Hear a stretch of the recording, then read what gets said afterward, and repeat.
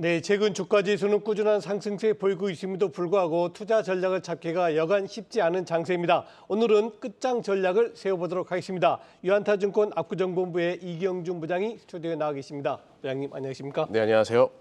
자, 먼저 최근에 그 주가 움직임 중에서 카카오 상반기에 워낙 많이 빠졌지 않습니까? 오늘은 좀 약세입니다만 지난 4주간 연속 상승했어요. 먼저 카카오 진단해 주시죠. 네, 뭐 미국을 보셔서도 일단 인터넷 업종이나 아니면 이제 온라인 쇼핑 플랫폼과 관련된 그러니까 카카오와 유사한 섹터 구조를 산업 구조를 가지고 있는 종목들이 메타와 쇼피파이라는 회사인 것 같아요. 근데 그 회사들 주가를 보더라도 비슷합니다. 121선 인근까지 반등하고 좀 쉬어가고 있는 모습이 있고요.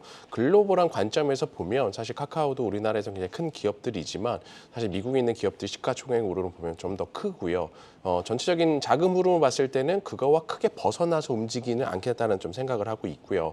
시장을 보시더라도 명확하게 지금은 미국이 먼저 움직이고 있고 한국이 따라가는 형태를 취하고 있기 때문에 결국은 그러한 미국에 있는 주도주들이 움직여줘야 한국에 있는 카카오도 좀 모멘텀을 받을 수 있는데 그렇다라고 하면 말씀드린 카카오나 메타나 쇼피파이 같은 회사들이 뭔가 모멘텀이 있냐라고 했을 때는 조금 찾기는 어려운 것 같아요. 그래서 개인적으로는 좀 낙폭과대 순환 흐름에서 본 관점이 맞고요. 그러면 지수가 현재 레벨에서 조금 더 올라간다던가 하는 상황이 발생이 되어졌는데 한국도 사실은 지금 121선 인근에서 코스피 코스닥 아직은 못 넘기고 있는 상황이죠. 그리고 미국에서도 말씀드린 것처럼 관련 업종들이 돌파하지 못하는 상황이기 때문에 똑같이 카카오도 오늘 쉬어가는 상황인 것 같아요. 그래서 양봉이 나올 때 추격 매수보다는 조금 눌림이 있을 수 있습니다. 뭐 121선이라고 한다라면 뭐 61선까지 쉬어갈 수도 있겠죠. 그럼 눌림이 있을 때 순환 흐름에서 접근하시는 게 맞지 않을까 개인적으로 생각하고 있습니다. 네, 이 최근에 국내 시장에서 상승세를 주도한 업종들을 보면은 뭐 새로운 단어가 만들어졌죠. 태조 이방원이라고 뭐 태양광, 조선을 비롯해서 5개 업종인데 맞습니다. 하반기 이 태조 이방원 중에서 어떤 업종이 더 갈 것으로 보세요? 일단 지금 시장에 나와 있는 주도주 섹터는 사실 미국에서 정책적인 지원을 받을 수 있는 섹터인 것 같아요. 물론 이제 태조 이방원 중에서 태양광이 그거에 들어가게 되고 원자력도 들어가게 되고 2차전지도 들어가게 됩니다. 물론 이제 조선과 방사는 조금 다른 국내가 가지고 있는 강점들이 있을 것 같아요. 그러다 보니까 주도주군이 형성이 되었고요. 그중에서 이제 정책 지원을 받을 수 있는 업종들은 하반기도 주도할 수밖에 없습니다. 왜냐하면 현재 글로벌 경기 상황이 호황이다라고 말할 수 없는 거죠. 안 좋은 상태에서 더 안 좋지 않기 때문에 좀 반등하고 있는 상황이기 때문에 뭔가 좋아진다는 기대와 확신이 있으면 경기 민감주들을 강하게 사겠죠. 근데 그런 상황은 아닙니다. 그렇다면 결국 자금이 움직일 수 있는 유동성이 갈 수 있는 곳은 정책적인 지원과 각각의 모멘텀을 갈 수 있는 섹터이기 때문에 이 5가지 섹터가 선택이 된 것 같고요. 뭐 미국 쪽에서는 바이오 섹터도 굉장히 좋은데 한국은 조금은 좀 늦어지는 모습은 있습니다만 결국 그런 유중중에서 찾아야 될 것 같고요. 현재로서는 제가 생각하기에는 미국의 정책적 관련된 종목들로 좀 순환이 돌고 있는데 오늘 하나솔루션 같은 경우에도 그런 측면에서 좀 움직임이 초반에 있었기 때문에요.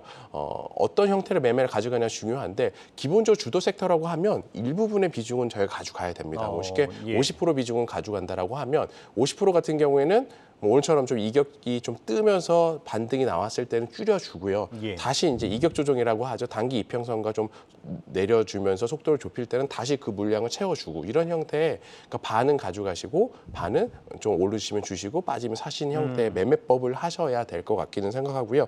단기적으로 보게 되면 지금은 주도주 업종들이 미국도 그렇고 한국도 그렇고 전반적으로 좀 쉬어가고 있어요. 미국도 전일 보게 되면 이제 썬파워라든지 블룸에너지 같은 대체 에너지나 수소 쪽 관련된 종목들이 조금 쉬어가고 있는데 그러다 보니까 낙폭과대 순환이 한국에서도 미국에서 나오고 있습니다. 오늘 뭐 소비재 쪽에서도 대표적으로 항공주가 순환이 나오고 있고 그렇기 때문에 지금은 낙폭과대 쪽에서도 조금 더 트레이딩 관점을 접근하시고 아까 말씀드린 것처럼 주도주가 조금 누릴 때 매수 관점 잡으시면 좋을 것 같습니다. 네. 또한 관심을 가져야 될 업종이 카지노가 아닌가 싶어요. 최근 들어서 해외 관광객도 국내 입국이 많이 활발해지고 있고요. 또 외국인들을 주로 상대하는 외국계 그 카지노 상당히 실적 좋아진다 그럽니다. 오늘 한번 카지노 전략도 세워주시죠. 한국에 있는 섹터들 중에서 낙폭과대가 무엇일까 찾아보게 되면 리오픈 소비주가 하나의 섹터고 IT 쪽이 하나의 섹터인 것 같아요. 그런데 오늘 보시면 항공주들도 굉장히 좋고 또 IT 섹터들도 오늘 좀 반등이 나오고 있죠. 시장은 추가적인 지수 반등이 나오지 않기 때문에 좀 어렵다 보니까 지수 상승을 하지 못하고 낙폭과대 순환이 들어가는 거죠. 그러면 리오픈 소비주 중에서 순서를 보게 되면 일단 지금은 파라다이스라든지 이런 카지노 업종이 굉장히 빠른 것 같아요. 기준선을 봤을 때 201선까지 오는 파라다이스가 반등을 한 걸로 알고 있는데 항공주가 또 움직였죠. 그러면 개인적인 생각은 순환 측면에서 우리가 생각을 해보자라고 했을 때 순환이라는 건 예측이 들어가야 되는 거잖아요. 그랬을 때는 여행업종 같은 경우도 한번 바라보는 관점, 아직은 바닥에 있고 오늘 모두투어 같은 경우 아직 시작 발표가 안 한 걸로 알고 있는데 만약 그런 하나투어나 모두투어 같은 여행업종도 순환 측면에서 한번 접근해 볼 만하고요. 그럼 이미 반등해 있는 카지노는 어떠냐라고 했을 때는 이제 서두에 말씀드린 것 같은 관점이에요. 이미 많이 올라와 있는 상황이기 때문에 지금 현재 자리에서 따라가기보다는 단기 이평선가 좀 이격을 좁힌다든지 조금 조정이 있을 때 눌림이 있을 때 접근하는 측면이 맞지 않을까라는 개인적인 생각을 가지고 있습니다. 네, 이 증권주에 대해서도 한번 여쭤볼게요. 뭐 최근 들어서 이제 증권주도 조금씩 움직인다는 이야기가 나오더라고요. 뭐 워낙 2분기 실적은 네. 안 좋아서 이제 약세를 보였지만 뭐 3분기 실적 개선과 미국 금리 인상 속도 조절 때문에 좀 관심을 받는다 이런 이야기도 나오는데 증권주 관련해서는 어떻게 보시나요? 일단 저희와 같은 이런 이제 영업점 있는 사람들도 보면 6월을 저점이었던 것 같아요. 예. 7월은 좀 더 좋아지고 8월은 좋아지는데 가장 기본적으로 이제 시청자분들이 쉽게 이해하기 위해서는 금리 사이클과 관련해서 금융주가 어떻게 움직이를 좀 판단하시면 좋을 것 같아서 지금 이 시간 그 관련된 부분 말씀을 드리려고 하고요. 자, 금리의 순환 주기로 봤을 때 일단은 금융주, 그러니까 증권주 같은 경우에는 금리가 인하할 확률이 높아질 때 좋아지겠죠. 아무래도 신용대출이라든지 이런 것들에 대해서 좀 더 레버리지 확대가 요소가 되는데 지금 시기를 보시게 되면 9월에 0.75% 금리 인상이 기대가 되죠. 그러거나 11월, 12월이 되면 많이 약해질 걸로 보여지고 있고 예. 또 내년에 되면 일부 인하할 수 있는 가능성도 염두가 되겠죠. 그렇다면 증권주로 봤을 때는 바닥을 미리 만들 수 있는 확률이 높아지겠죠. 그러면 은행주는 어떠냐라고 했을 때는 좀 반대 성향이에요. 금리가 예. 떨어지다가 올라갈 것 같을 때 왜냐하면 예금과 대출금리 중에서 시차라는 게 존재하고 대출금리는 먼저 반영되기 때문이거든요. 예를 들어서 만약에 내년에 금리가 인하가 된다면 대출금리는 하락할 확률이 높습니다. 그렇기 때문에 기업의 은행들의 마진이 악화될 수 있기 때문에 예. 반대적인 관점이고 금리가 계속 올라가는 관점에서는 보험주들이 좋죠. 그래서 지금은 보험주가 조금 더 좋은 상황이고 예. 만약에 금리 올라가는 속도가 멈추거나 혹은 하락할 가능성이 생긴다 그러면 증권주들이 움직일 관점이기 때문에 그런 측면에서 좀 접근하시면 되는 부분인 것 같아요. 근데 이미 그런 부분도 시장이 알고 있고 그렇죠. 낙폭과대 반등이 나왔죠. 그래서 저는 반등을 하고 있는 모든 업종들은 다 똑같다고 생각을 합니다. 올려서 하는 거는 아니고요. 예. 눌림이 있거나 조정이 있을 때 그럴 때 좀 이용하셔서 분할 매수를 하시는 게 맞고 시세를 준다라 그러면 일부 정리하신 다음에 다시 이제 밑에 종목들을 좀 찾아가는 과정이 필요할 것 같고요. 일단 내일 밤에 FOMC 의사록이 나오고 그쵸. 다음 주에 이제 잭슨홀에서 금리 관련 발언이 강하게 있을 것 같아요. 그러면 어떻게 보면은 좀 강한 금리 인상 기조가 나올 수 있기 때문에 금융주 측면에서는 조금 시약할 수 있는 여지도 있지 않을까. 그래서 매수를 기다리고 계시는 분들은 조금 더 지켜보셔도 좋을 것 같습니다. 네, 사실 오늘 지금 좀 밀리고 있습니다만 장중 한때 2,540까지 올라왔습니다. 결국은 지난번 저점 2,280부터 계산해 보면 약 260포인트가 올랐습니다. 자, 이번 주 한번 투자 전략 한번 세워주시죠. 현재 시장의 안도 랠리 분위기는 지속이 되고 있는데 네. 사실 지금부터는 지수가 상승하는 것보다는 종목별 순환이 훨씬 더 강하죠. 그래서 시청자분들께서 사실 지난주부터 투자 수익이 안 나시는 분들도 굉장히 많을 것 같아요. 네. 다우지수 보시게 되면 200일선까지 다 반등이 됐고요. 올해 하락폭의 60%를 딱 되돌려놨어요.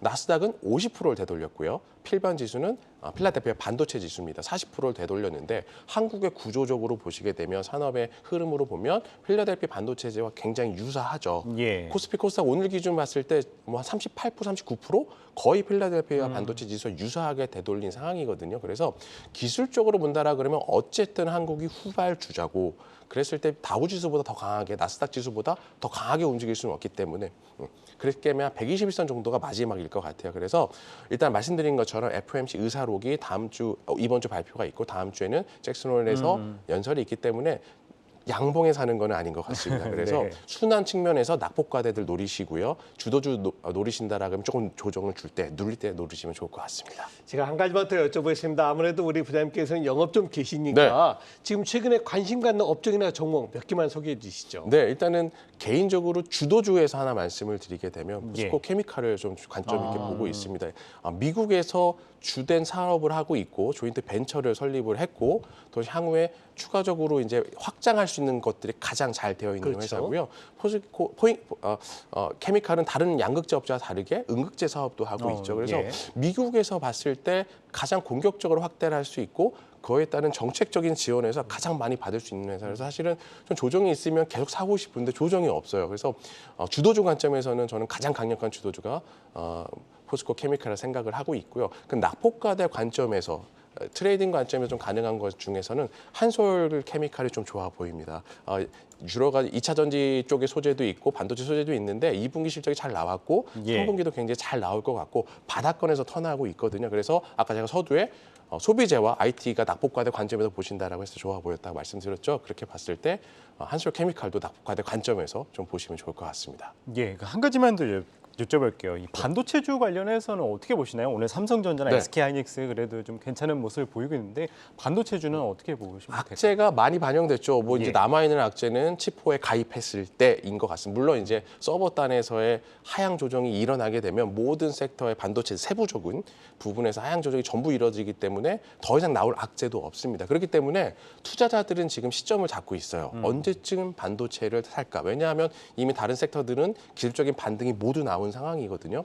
예. 그러다 보니까 반도체 관련해서 시점을 잡고 있고 지난주 금요일 같은 경우 보시면 하이닉스가 미국의 후공정에 패키지 투자할 수 있다는 얘기가 나왔고 그랬죠. 오늘 강하게 반등하고 있죠. 결국은 정책적인 지원을 받을 수 있는 섹터가 제가 주도 섹터로 말씀드렸고 예. 낙폭 과대에서도 하이닉스가 그런 모멘텀을 받아 있는 상황이기 때문에 그러면 미국에서 우리나라 기업들이 반도체 투자를 했을 때 수혜를 받을 수 있는 것들이 어떤 것들이 있을까를 좀 고민해 보시면 반도체 섹터에서도 좀 도움이 되실 것 같고 지금은 시장이 여기서 한 번 더 올라간다. 아까 말씀드린 것처럼 미국이 좀 더 올라가고 한국 시장이 120선 이상으로 올라간다 그러면 아무래도 낙폭과대 섹터였던 반도체 섹터들이 조금 더 움직일 가능성이 높지 않을까. 그래서 다시 한번 말씀드리지만 마지막 남아있는 치포 과입과 관련된 부분에서도 예. 오히려 나오게 되면 불확실성 해소로 좀 더 올라갈 수 있는 여지가 높지 않을까 생각이 되어집니다. 네, 끝장 전략 오늘 이경준 유한타증권 압구정본부 부장과 함께했습니다. 말씀 고맙습니다. 네, 감사합니다.